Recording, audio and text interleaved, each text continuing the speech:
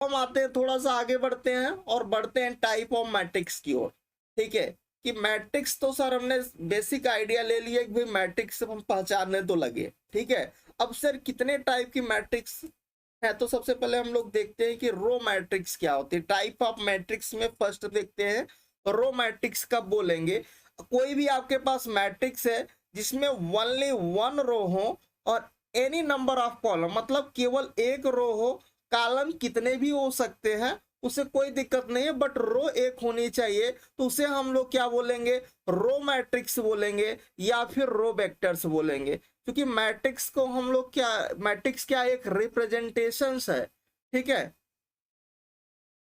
क्योंकि वेक्टर्स को भी हम लोग क्या मैट्रिक्स में रिप्रेजेंट करते हैं, तो हम लोग यहाँ पर इसको रो मैट्रिक्स भी बोल सकते हैं और रो वेक्टर्स भी बोल सकते हैं। ठीक है, अच्छा, जैसे कि इसका एग्जांपल रो मैट्रिक्स का बोलेंगे, हमने क्या बोला कि भाई उसमें केवल एक रो हो और कॉलम कितने भी हो सकते हैं, एनी नंबर ऑफ कॉलम्स हो सकते हैं। मतलब इस हमारे पास एग्जांपल्स में आप देखिए, इसमें एक रो है बट कॉलम कितने हैं, 1 2 3 4, तो ये 1 क्रॉस 4 का मैट्रिक्स है। इसका ऑर्डर कितना है, 1 क्रॉस 4। ये क्या हुई, रो मैट्रिक्स हुई, जिसका रो एक हो कॉलम कितने भी हो, रो मैट्रिक्स हो जाएगी। यहाँ पर देखो ये आपका क्या एलिमेंट इसमें जो है वो आ रहे हैं कॉम्प्लेक्स के। ठीक है, मतलब वेक्टर्स क्या आ रहे हैं, तो यहाँ पर आप देखो इसके रो कितने हैं, एक है, बट कॉलम कितने हैं, 3 है, 1 2 3, तो ये 1 क्रॉस 3 की मैट्रिक्स है। ये भी रो मैट्रिक्स हुई।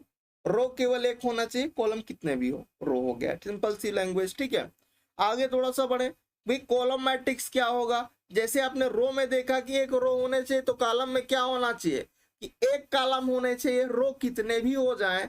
ठीक है, कॉलम एक होना चाहिए, रो कितने भी हो, उसे हम लोग क्या बोलेंगे, कॉलम मैट्रिक्स या फिर कॉलम वेक्टर्स बोलेंगे। क्या बोलेंगे, कॉलम मैट्रिक्स या फिर अपन कॉलम वेक्टर्स बोलेंगे। एग्जांपल्स में देख लो, इसमें कितने रो हैं, तो एक row, second row, third row, fourth row, 4 row हैं। कॉलम कितने हैं, एक ही है। ठीक है, तो ये आपके पास क्या है, पहले पर रो लिखते हैं, तो ये 4 क्रॉस 1 की मैट्रिक्स है, जिसमें रो 4 है, कॉलम एक है। तो हमने कहा कॉलम मैट्रिक्स का बोलेंगे जिसका कॉलम एक हो और रो कितने भी हो, तो उसे कॉलम मैट्रिक्स बोलेंगे या फिर कॉलम वेक्टर्स बोलेंगे। ठीक है, यहाँ पर इसमें अगर देखें, इसमें 2 रो है, कॉलम एक ही है, ये कितने की मैट्रिक्स है, 2 क्रॉस 1 की मैट्रिक्स है। ये भी कैसी मैट्रिक्स है, कॉलम मैट्रिक्स है। तो आप यहाँ तक समझ गए होंगे कि भाई रो मैट्रिक्स क्या है। रो मैट्रिक्स वो मैट्रिक्स है जिसमें एक रो है, कॉलम कितने भी है, उसे रो मैट्रिक्स।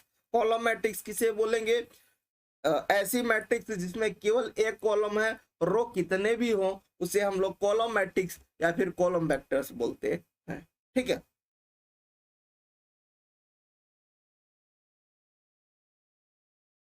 अच्छा, नेक्स्ट हम लोग आते हैं कि भाई डायगोनल मैट्रिक्स क्या होती है।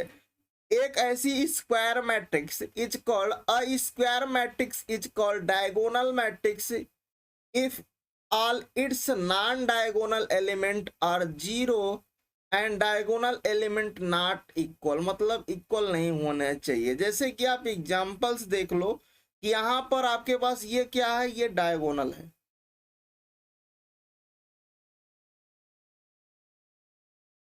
यही डायगोनल है।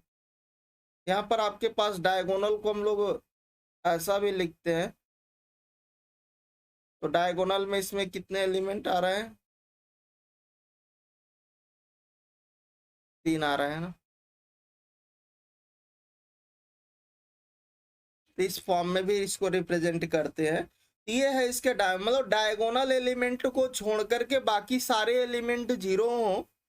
डायगोनल एलिमेंट को छोड़ करके ये जो आपको दिख रहा है एक सीध में, ये अगर तीनों तीनों कैसे होने चाहिए, नॉन जीरो होने चाहिए। ये तीनों इक्वल नहीं है भाई, वो ए अलग है, बी अलग है, सी अलग है, तीनों डिफरेंट होने चाहिए, ये इक्वल नहीं होना चाहिए। ठीक है, और उन डायगोनल एलिमेंट को छोड़ करके सारे एलिमेंट क्या होने चाहिए, जीरो हो। ठीक है, तो उसे हम लोग क्या बोलेंगे, डायगोनल एलिमेंट, और इसको DIAG से भी हम लोग रिप्रेजेंट करते हैं। ठीक, तो आई होप यहाँ तक आपको चीजें समझ में आई होंगी। अच्छा एक चीज और है कि यहाँ पर स्क्वायर मैट्रिक्स बोला था, तो भाई आप देखो इसमें 3 रो है 3 कॉलम है, 3 रो थी 3 कॉलम थी, 3x3, जब दोनों सेम हो, जितने रो उतने ही कॉलम, उसी को हम लोग क्या बोलेंगे, स्क्वायर मैट्रिक्स बोलते हैं। ये चीज आपका डाउट क्लियर हो गया भाई, स्क्वायर मैट्रिक्स क्या मतलब, जितने रो हो उतने ही कॉलम हो, तो उसे आप स्क्वायर मैट्रिक्स बोलोगे। अच्छा अगर आपसे इसी में पूछे आपके पास एक कोई मैट्रिक्स थी, ए मैट्रिक्स थी, है ना, जिसमें आपके पास डायगोनल एलिमेंट को छोड़ करके बाकी के सारे एलिमेंट क्या थे भाई, जीरो थे।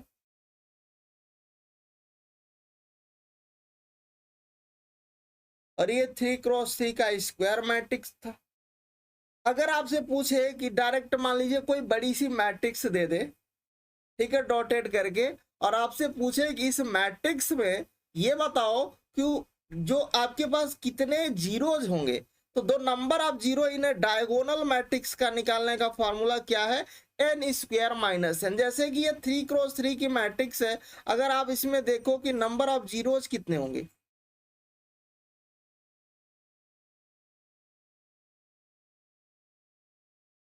तो आप यहां पर रखोगे एन स्क्वायर माइनस एन में, तो 3 का स्क्वायर माइनस का 3, तो 6 होंगे।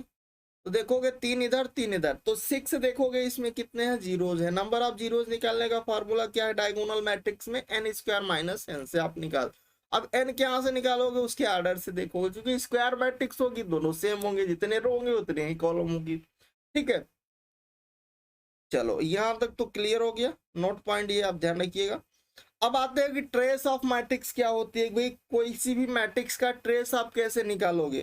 तो द सम, आप जो भी हमारे पास डायगोनल एलिमेंट है उसका जब आप सम कर सकते हो, जब आप किसी भी, कोई हमारे पास स्क्वायर मैट्रिक्स है, क्योंकि जो डायगोनल एलिमेंट है किसी स्क्वायर मैट्रिक्स का, उसका जब हम सम कर देते हैं तो वही क्या हो जाता है, ट्रेस हो जाता है। और इसको हम लोग टी आर से भी रिप्रेजेंट, इससे हम लोग इसका नोटेशन, इसका सिंबल ये भी हम लोग यूज कर सकते हैं। ठीक है, ट्रेस का, जैसे कि आपके पास ये मैट्रिक्स दिख रही है, ए मैट्रिक्स। अब आपसे अगर हम आपसे पूछे कि इस मैट्रिक्स में डायगोनल क्या है, तो अपन बोलोगे सर ये डायगोनल है, ये क्या है, डायगोनल है, ये डायगोनल के एलिमेंट है। अब डायगोनल के एलिमेंट को